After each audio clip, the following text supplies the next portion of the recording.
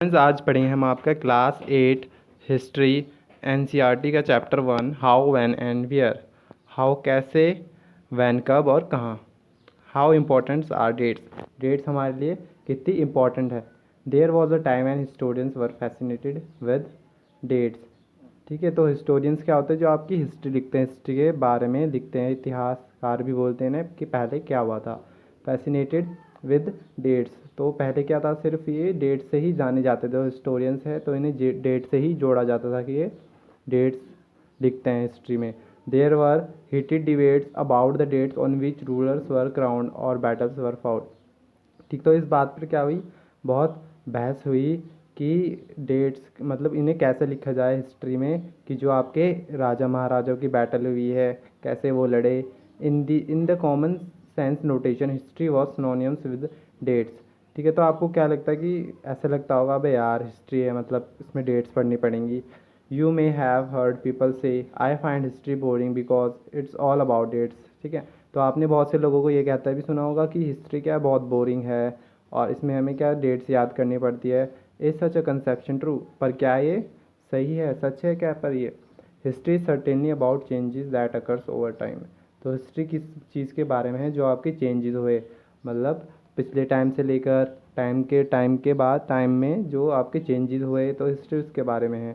It is about finding out how things were in the past and how things have change. तो ये किसके बारे में है, ये पता लगाना कि पहले पास्ट में कैसी थी चीज़ और अब कैसे चेंजेस आ गए हैं उसमें। As soon as we compare the past with the present we refer to time we talk of before and after. ठीक है, अगर हम पास्ट और प्रेजेंट को कंपेयर करते हैं तो हम किसको रेफ़र करते हैं, टाइम को। कि मतलब पुराने पास्ट के समय में कुछ ऐसा हुआ होगा, मतलब पास्ट से कुछ ऐसा चलता आ रहा होगा पास्ट को लेकर, कि जो हम अब हमारा चेंजेस ऐसे हो रहा है मतलब। ठीक है, पास्ट में कुछ ऐसी चीज़ें हुई हैं तो उसके बेसिस पर अब प्रेजेंट में जो चीज़ें हुई हैं, तो ऐसे कंपेयर करते हैं हम आपका पास्ट और present. Living in the world we do not always ask historical question about what we see around us. We take think as granted. ठीक है, तो कभी कभी क्या होता है आपका, आप जो अपने आसपास की चीज़ें देखते हो, ठीक है, आप अपने आप से हिस्टोरिकल क्वेश्चन नहीं पूछते और क्या जैसे कि चीज़ है उसको ऐसे ही एक्सेप्ट कर लेते हो कि हाँ ये ऐसे ही हुआ होगा। पर हम में से बहुत से हैं जो क्या सोचते हैं, मोमेंट्स ऑफ वंडर वैन, आज जो बहुत क्यूरियस होते हैं और क्वेश्चन आस्क करते हैं कि हिस्ट्री क्या है एक्चुअली, मतलब हिस्ट्री से रिलेटेड क्वेश्चन पूछते हैं कि हिस्ट्री है क्या actually. Watching someone sip a cup of tea. ठीक है, तो आपकी हिस्ट्री भी क्या है, अगर आप अच्छे से पढ़ो इसको, एज अ स्टोरी पढ़ो तो बहुत आपकी इंटरेस्टिंग चीज़ है हिस्ट्री भी, अगर आप एज अ स्टोरी पढ़ो। तो यहाँ पर बताया गया है जैसे कि अगर आप किसी चाय वालों को देखते हो, किसी को चाय पीते हुए देखते हो रोड साइड, अगर आप किसी को रोड के साइड पे जैसे कोई चाय पी रहा है, सिप ले रहा है, तो आप क्या सोचते हो, आपके माइंड में क्वेश्चन आता होगा कि कैसे, मतलब टी कैसे डेवलप्ड हुई होगी, कॉफ़ी कैसे बनी होगी, है ना, सबसे पहले किसने बनाई होगी। Looking out of the Windows of the train you may have ask your self. ठीक है, जब आप ट्रेन से ट्रैवल कर रहे हो तो आप विंडो से झांकते हुए बाहर ये सोचते होंगे कि ये मतलब when were the railways built. ठीक है, तो रेलवेज कैसे बना था और पीपल जो लोग थे इतने लंबे डिस्टेंस कैसे ट्रैवल करते थे। Reading the newspaper in the morning you may be curious. ठीक है, न्यूज़पेपर पढ़ते हुए इस समय आप ये सोचते होंगे कि सबसे पहले न्यूज़पेपर कब प्रिंट हुआ होगा, है ना। तो यहाँ पर ये फिगर देखेंगे, फिगर में बताया गया है आपको Brahmins offering the shastras to Britannia frontispiece to the first map produce by James Rennel. ठीक है, तो यहाँ पर ब्राह्मण्स को, जो यहाँ पर ब्राह्मण्स है ये क्या ऑफर कर रहा है ब्रिटानिया को, एक शास्त्र। ठीक है, ब्राह्मण से ये आपकी ब्रिटानिया है ना। ठीक है, ये ब्राह्मण है और ये क्या ऑफ़र कर रहा है, शास्त्र। ठीक है, शास्त्र ऑफ़र करता है, जो किसने बनाया था आपका मैप, जेम्स रेनल ने 1782 में। ठीक है, तो यहाँ पर देखेंगे renal was asked by Robert Clive. ठीक है, जो रेनल था उसने रॉबर्ट क्लाइव से क्या कहा कि हम क्या बनाएंगे, मैप्स बनाएंगे हिंदुस्तान के। ठीक है, क्योंकि अब क्या होगा, हम राज करेंगे इंडिया पर, ऐसे वो सोचते थे। ठीक है, तो जो एंथुसियास्टिक सपोर्टर था रेनल, क्या था, एक सपोर्टर था ब्रिटिश का। ठीक है, तो उसमें ऐसे बताया गया आपको कि कैसे उसने क्या वो सोचता था। All such historical question refer us to back notation time, ठीक है। जो भी हमारे मन में हिस्टोरिकल क्वेश्चन आते हैं वो हमें समय में पीछे ले जाते हैं। But time does not have to be always precisely dated in terms of particular year और मंथ, ठीक है। पर जो टाइम है, ठीक है, पर समय को जो है हमें हर बार जो है डेट से नोटिफाई करने की ज़रूरत नहीं है। मतलब ज़रूरी नहीं कि पर्टिकुलरली उसमें कोई डेट का मंथ हो, मतलब पूरी स्पेसिफिक डेट बताए आपको, जैसे 4 मई 1980, है ना। ज़रूरी नहीं है कि कोई भी एक स्पेसिफाई हम डेट बताएं, ठीक है। The process sometimes it actually incorrect to fix precise date, ठीक है। तो कभी कभी ये बहुत गलत हो जाता है डेट फिक्स कर देना कि वो प्रोसेस उस पर्टिकुलर डेट को ही हुआ होगा। पीपल इन इंडिया, जैसे कि यहाँ पर एग्जांपल समझेंगे, people in India did not begin drinking tea one fine day, ठीक है। जो लोगों ने जो है चाय पीनी, जो जैसे कि चाय एक दिन से किसी पर्टिकुलर डेट से तो डेवलप नहीं की होगी, है ना। तो उसमें क्या लगा होगा, लोगों ने डिस्कवर किया होगा पहले और धीरे धीरे टेस्ट में उसके डेवलप्ड किया होगा धीरे धीरे, है ना। There can be no more clear date for a process such as this, ठीक है। तो ऐसे ही किसी भी हम चीज़ को इवेंट के लिए एक फिक्स डेट नहीं दे सकते हैं। Similarly we can not fix one single date on which British rule was establish, ठीक है। तो इसलिए हम सिमिलरली एक डेट फिक्स नहीं कर दे सकते कि कब ब्रिटिश ने रूल किया था, है ना, कब से उनका शासन था, कब नेशनल मूवमेंट स्टार्ट हुई थी, और changes took place with in the economy और सोसाइटी की, कब हमारी इकोनॉमी और सोसाइटी में चेंज आए थे। तो इकोनॉमी होता है आपका पैसे से related. All this things happen over a stretch of time, ठीक है। तो ये बहुत एक लंबे समय में, थोड़ा इसमें टाइम लगता है। We can not only refer to a span of time, ठीक है। तो हम सिर्फ एक पर्टिकुलर डे या समय को क्या करते हैं, रेफ़र, मतलब क्योंकि उसमें क्या लगा होगा, बहुत समय लगा होगा, तो इसलिए हम क्या रेफ़र करते हैं, पर्टिकुलर मतलब उस चीज़ के आसपास, समय के आसपास का समय लेते हैं हम, है ना। Span of time N approximate period over which particular changes become visible, क्योंकि बहुत एक लंबे पीरियड के बाद ही जो चेंजेस है हमें विजिबल हो पाते हैं।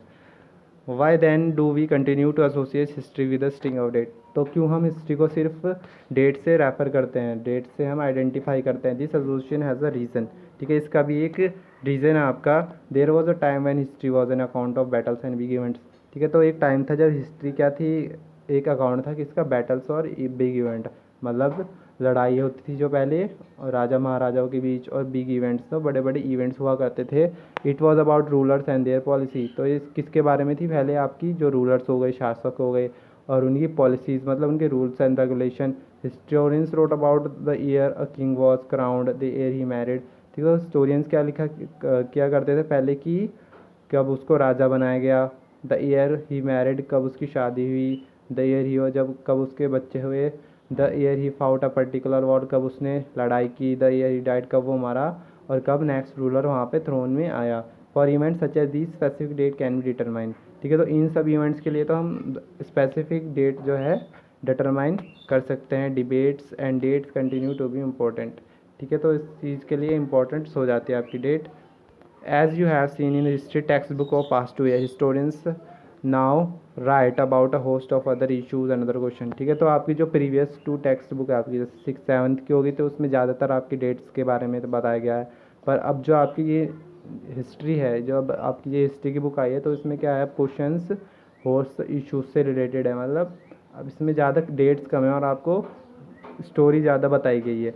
They look at how people earn their livelihood, अब उसमें क्या क्या ऐड कर दिया गया, कैसे लोग अपना पैसे कमाते हैं, व्हाट दे प्रोड्यूस, क्या वो कैसे वो अपना चीज़ प्रोड्यूस करते हैं, खाना, और एट क्या खाते हैं, how cities developed and markets came up, कैसे कि सिटीज़ जो है डेवलप्ड हुई थी, मार्केट्स आई थी, किंगडम कैसे फॉर्म हुए थे, न्यू आइडियाज़ कैसे स्प्रेड हुए, और कैसे कि आपकी कल्चर और सोसाइटी चेंज हुई, ठीक है। So which dates by what criteria do we choose, ठीक है। यहाँ पर देखेंगे एडवर्टीज़मेंट दिया गया है आपको कुछ, लिप्टन टी का एडवर्टीज़मेंट दिया गया है, तो इससे क्या पता चलता है आपका, हेल्प टू क्रिएट टेस्ट, है ना। तो यहाँ पर डेवलप क्या होगा लंबे टाइम के बाद, टेस्ट, है ना। तो यहाँ पर उसके बाद ही क्या, एडवर्टीज़मेंट से क्या हुआ, यहाँ पर देखिए एडवर्टीज़मेंट से क्या होता है, प्रोडक्ट के बारे में आप ज़्यादा जान पाते हो, उसकी क्या होता है, सारे में प्रचार होता है और सब जान पाते हैं। तो ये 1922 में एडवर्टीज़मेंट है लिप्टन टी का, देखेंगे आप उसमें पीछे क्या आपके एक इंडियन हिस्टोरिकल्स बिल्डिंग है, और उस पर जो बैठा है वो कौन है आपका, एक third son of queen Victoria of Britain, ठीक है, third son of queen Victoria of Britain, Prince Luther, है ना। तो अब यहाँ पर पढ़ेंगे आप विच डेट्स, कौन सी dates, by what criteria do we choose a set of dates as important, ठीक है। तो हम किस क्राइटेरिया से चूज़ करते हैं कि मतलब कौन सी डेट इम्पॉर्टेंट है, हम डेट्स क्यों लेते हैं, ठीक है, कौन सी date. The dates we select, the dates around which we compose our story for the past are important on their own, ठीक है। जो डेट्स हम सेलेक्ट करते हैं, the dates around which we compose our story are not important on their own, ठीक है। जो हम डेट सेलेक्ट करते हैं वो अपने आप में इम्पोर्टेंट नहीं होती है। और क्या इम्पोर्टेंट होता है उसका, जो आसपास के इवेंट्स हुए होते हैं वो हमारे लिए ज़्यादा इम्पोर्टेंट होते हैं, ना कि आपकी जो डेट, ठीक है। They become vital because we focus on a particular set of event as important, if our focus study changes, if we begin to look at new issues, ठीक है। अगर हम न्यू इशूज़ पे देखेंगे तो ऐसे ही नई नई डेट्स निकलती रहेंगी। तो इसलिए आपको जो डेट्स के आसपास का टाइम होता है अराउंड, हम उसको ज़्यादा फोकस करते हैं, ना कि डेट्स पर, ठीक है। तो डेट्स पर क्यों फोकस किया जाए, है ना। आपको क्या होना चाहिए, बस उस चीज़ के बारे में पता होना चाहिए, वहाँ पर क्या हुआ था उस समय, क्या हुआ था, है ना, कैसे हुआ, ठीक है। और आप पर्टिकुलर कुछ भी टाइम ले सकते हो, है ना। उसके बाद मतलब उसका आसपास का ही time. Considered an example in the history written by British historians in India, ठीक है। तो यहाँ पर एग्जाम्पल से समझेंगे तो history written by British historians, पहले हिस्ट्री जो थी किसके बारे में लिखी जाती थी, आपकी गवर्नर हो गए, आपके गवर्नर जनरल, तो इनके बारे में ज़्यादा इंपॉर्टेंट हिस्ट्री लिखी जाती थी, जो हिस्टोरियंस थे ब्रिटिश इतिहासकार। These histories began with the rule of first governor general, ठीक है। जो हिस्ट्री की कहाँ से शुरुआत हुई लिखना, जो आपका फर्स्ट गवर्नर जनरल था वॉरेन हेस्टिंग, और एंड कब हुई आपकी लास्ट वाइस रॉय, जो आपके वाइस रॉय थे Lord Mountbatten.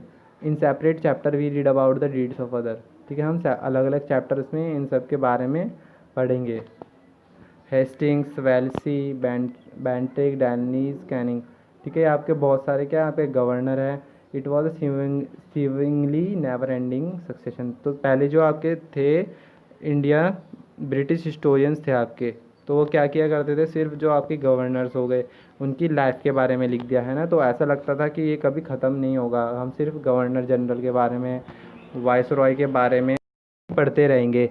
All the dates in this history books were linked to the, ठीक है। तो जितने भी यहाँ पर डेट्स है किससे लिंक्ड है, आपकी पर्सनैलिटीज़ ऑफ द जो आपके गवर्नर थे, ठीक है, इनकी पर्सनैलिटी से, एक्टिविटी से, क्या क्या करते हैं, पॉलिसीज, इनके रूल एंड रेगुलेशन, और अचीवमेंट, इन्होंने क्या क्या अचीव किया है। It was as if there was nothing, ठीक है। तो ऐसा लगता था कि सिर्फ यही है, बस इनकी लाइफ से ही रिलेटेड है सब कुछ, और हमारे लिए कुछ जानना इंपॉर्टेंट ही नहीं है। The chronology of their leaves mark the different chapter of history of British India, ठीक है। तो इसमें उनकी क्रोनोलॉजी से मतलब कौन से समय में इन्होंने क्या रूल किया, क्या शासन हुआ इनका, तो इसके बारे में यही पढ़ा, हम यही लिखा जाता था ज़्यादातर पहले हिस्ट्री में। Can we not write about the history of period in a different है, क्या हम हिस्ट्री को दूसरे वे में नहीं लिख सकते हैं। जो हमारे दूसरे ग्रुप्स है, जैसे दूसरे ग्रुप्स हो गए, इंडियन क्लासेस हो गए, क्या हमें उन पर फोकस करने की ज़रूरत नहीं है। तो ये भी उनसे अलग हमें ये सब करने की भी ज़रूरत है। तो हमें एक क्वेश्चन यहाँ पे अराइज हो रहा है, व्हेन वी राइट हिस्ट्री और a story we divide it into two chapters, ठीक है। तो यहाँ पर बताया गया है आपको, जब भी हम हिस्ट्री लिखते हैं तो या फिर स्टोरी लिखते हैं, उसको हम दो पार्ट्स में डिवाइड कर देते हैं। Why do we do this, तो ऐसा हम क्यों करते हैं। It is to give each chapter some coherence, ठीक है। ये इसलिए करते हैं हम ताकि ईच चैप्टर को अपनी इंपॉर्टेंस मिल सके और वो एक दूसरे से रिलेट हो सकें। It is to tell a story in a way that make some sense and can be follow, ठीक है। तो इससे स्टोरी में कुछ सेंस डेवलप होगा और हम इसे फॉलो कर सकेंगे। In the process we fact only on those event that help us to give the shape of the story, ठीक है। तो इस प्रोसेस में हम सिर्फ उन्हीं इवेंट पर फोकस करते हैं जिससे कि हमें हेल्प मिले स्टोरी टेलिंग में। इन the history that revolve around the life of British governor journals, तो इसमें जो जनरल्स की लाइफ थी, तो हिस्टोरियंस तो पहले उसमें जनरल्स की लाइफ के बारे में लिखा किया करते थे, तो इसमें से इंडियंस की सिंपली कोई फिट नहीं हो रही एक्टिविटीज़, ठीक है, तो कोई स्पेस ही नहीं है वहाँ, जगह ही नहीं है, तो अब क्या करें, clearly we need another format of our history, तो हमें एक दूसरा फॉर्मेट चाहिए था हिस्ट्री का। This would mean that the old dates will no longer have significance that they है।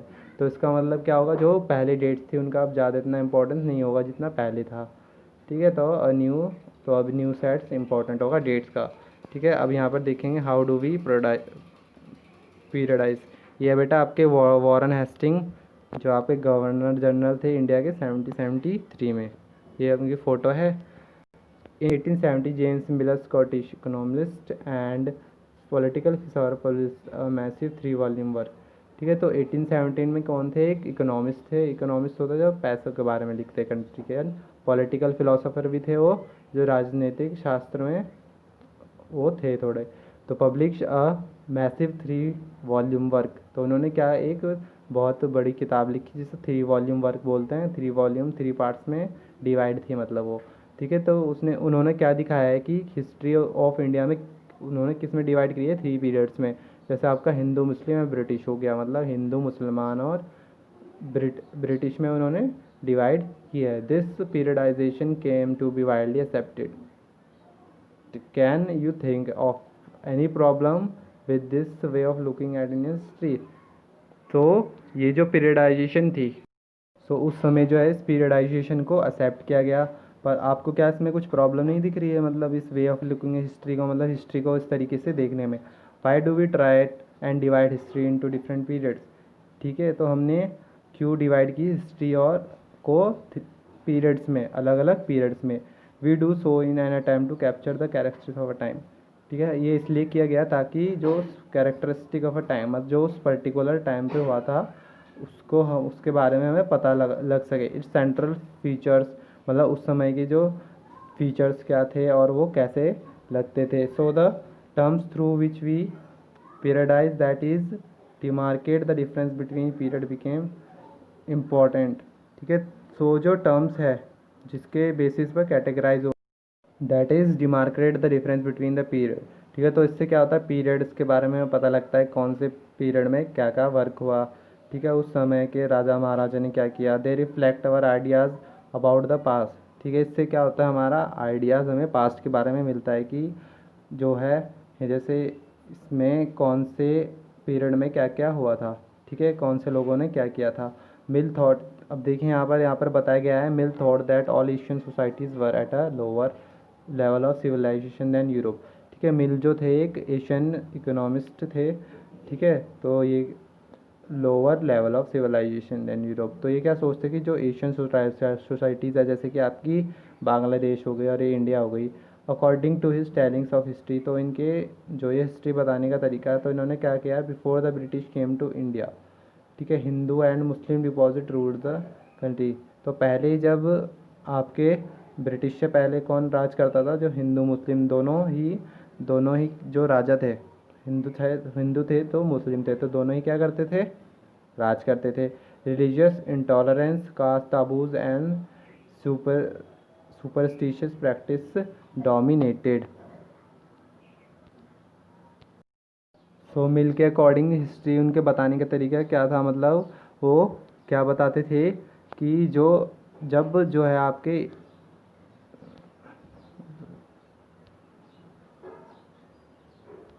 जब ब्रिटिश आए थे उससे पहले कौन राज करता था, हिंदू और मुस्लिम जो किंग्स थे, ठीक है। रिलीजन इंटॉलरेंस था उनके बीच में, ठीक है, वो आपस में अच्छे से रहते थे। रिलीजन्स में धर्म के नाम पे लड़ाई करते थे। कास्ट ताबूज, मतलब कास्ट को के बारे में सही नहीं, अच्छा नहीं सोचते थे। सुपरस्टिशियस प्रैक्टिसेस डोमिनेटेड, ठीक है। तो सोशल लाइफ को समझते थे कि ये तो कुछ लोग कुछ भी नहीं है, जो ये कास्ट छोटे कास्ट के लोग हैं, जो एशियन सोसाइटी से ये कुछ भी नहीं है।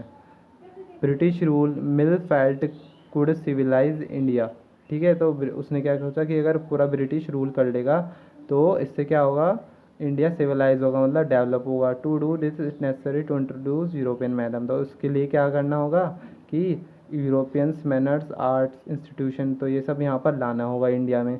मिल in fact suggested that British should conquer all the territories India, तो और मिल ने क्या सजेस्ट किया कि ब्रिटिश को है सारी जो टेरिटरीज़ हैं इंडिया की वो जीत लेनी चाहिए और to ensure the enlightenment and happiness of Indian people, तभी जो है इनमें बुद्धि आएगी थोड़ी और इन्हें खुशी होगी इंडियन पीपल को। For India was not capable of progress without British help, क्योंकि जो ये इंडिया है कि ब्रिटिश के हेल्प के बिना कुछ भी आगे नहीं बढ़ सकता है, कुछ प्रोग्रेस नहीं कर सकता है। In this idea of history British rule represented all the forces of progress and civilization. तो इस आइडिया में सिविलाइजेशन के क्या दिखाया गया कि जो ब्रिटिश थे वही क्या कर सकते थे, प्रोग्रेस कर सकते थे, मतलब इससे ही इंडिया में प्रोग्रेस होगी और आगे बढ़ सकेगा।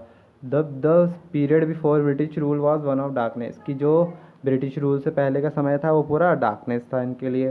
तो क्या ऐसे कॉन्सेप्शन आज हम एक्सेप्ट कर लेंगे? In any case can we refer to any period of history as Hindu और मुस्लिम, क्या किसी केस में हमें ऐसा करना चाहिए, रेफ़र करना चाहिए हिंदू और मुस्लिम की बेसिस पर, क्या हमें डिवाइड करना चाहिए? Did not a variety of faith exist similarities in this period, क्या पहले जो हिंदू थे मुस्लिम थे आपस में नहीं रहा करते थे मिलजुल कर? कि why should we characterize on as through the religion of ruler of time, कि हम सिर्फ कास्ट के बेसिस पर ही क्यों, रिलीजन के बेसिस पर ही क्यों उन रूलर्स का मतलब हिस्ट्री अपनी लिखें, है ना? तो ये तो सही नहीं होगा। To do so is to suggest that the lives and practice of do not really matter.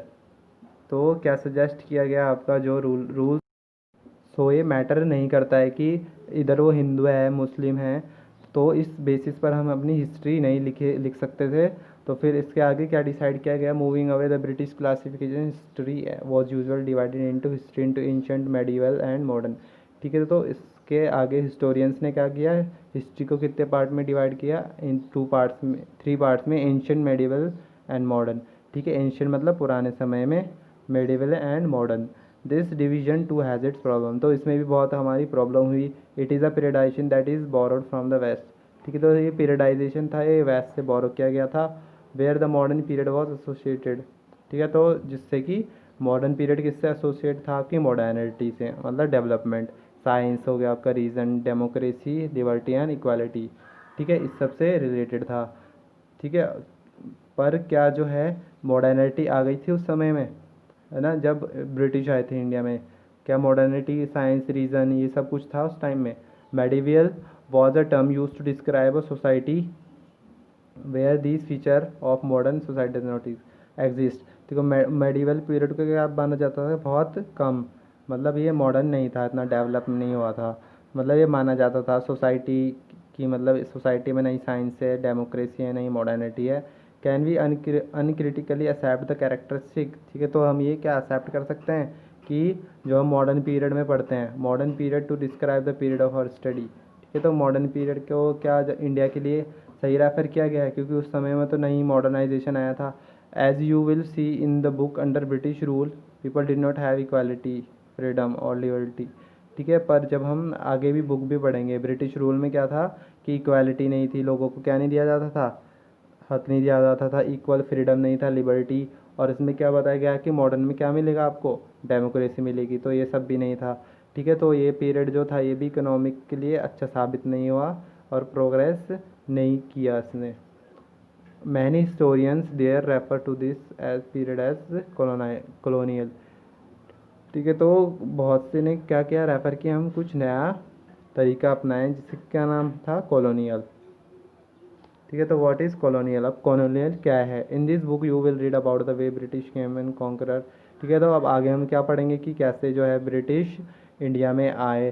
ठीक है, उन्होंने कैसे यहाँ पर अपना रूल किया, सब्जुकेटिंग द लोकल नवाब्स एंड राजा, और जो वहाँ के नवाब्स थे, राजाज थे, इनको कैसे हराया, एक्सप्लॉइट किया इन्हें। You will see how they establish control over economy. ठीक है, और उसमें क्या बताया गया है कि कैसे उन्होंने कंट्रोल किया हमारे पूरे पैसों पे इकोनॉमी से रिलेटेड, मतलब पैसों को लूटा, सोसाइटी, कलेक्टेड रेवेन्यू, और क्या लिया, कर लिया, मतलब अपनी चीज़ों को मतलब पूर्ति करने के लिए वो क्या करते थे, लोगों से लोन, जिसे लोन बोलते हैं आप, ताकि उनका खर्चा हो पाए। Bought the goods they wanted. ठीक है, और क्या करते थे वो कि जो उन्हें गुड चाहिए वो कम दाम में खरीदते थे, और जो उन्हें क्रॉप्स चाहिए होती थी सिर्फ वो वही उगवाते थे for export. You understand the changes that come about as consequence. ठीक है, तो इससे कि क्या हुआ, बहुत ही जो फार्मर्स थे उन्हें बहुत सारी दिक्कतों का सामना करना पड़ा। You will also came to know about the changes British rule brought about in values and taste. ठीक है, तो ब्रिटिश जो रूल था इन्होंने क्या किया, चेंजेस भी लाए किसमें, वैल्यूज एंड टेस्ट कस्टम्स। ठीक है, तो सारे प्रैक्टिसेस को ये चेंज करना चाहते थे। When the subjugation of one country by another leads to this kind of political economic social and cultural changes we refer to the process as colonization. तो कॉलोनाइजेशन किसे कहते हैं, जब वैन सब्जुकेशन मतलब जब किसी कंट्री पे क्या किया जाता है, दबाव किया है एक कंट्री से दूसरी कंट्री पर, किसके लिए, political economical social and cultural changes. ठीक है, तो इसे क्या कहते हैं, कॉलोनाइजेशन। जब उस पर राजनीतिक जो दबाव डाला जाता है, इकोनॉमिक पैसों से रिलेटेड, सोशल कल्चर, ठीक है, तो इस प्रोसेस को कॉलोनाइजेशन कहते हैं। You will however find that all classes and groups did not experience these changes in the same way. ठीक है, तो इसलिए जो आप देखेंगे इसमें जो सभी आपके अलग अलग पीरियड्स को डिवाइड किया गया है इसमें। ठीक है, तो सब क्लासेस एंड ग्रुप्स का अलग अलग चेंजेस था। ठीक है, तो अलग अलग तरीके से एक्सप्लॉइट किया गया था लोगों को, तो इसलिए बुक्स को क्या बोलते हैं, पास्ट। ठीक है, क्योंकि हम इसमें बहुत से अलग अलग चीज़ों के बारे में पता चलेगा जानने के लिए, हिस्टोरियंस के बारे में और आपकी अलग अलग चीज़ों के बारे में जानने को मिलेगा। इसलिए पास्ट को पास्ट कहा गया है, ऐसा लगाया गया है ना इसमें। तो इसमें हम बहुत सी अलग अलग चीज़ों के बारे में सीखेंगे। नेक्स्ट स्टूडेंट्स हम पढ़ेंगे आपका पार्ट 2 में how do we know. Video बहुत लंबा हो रहा है। Students, thank you.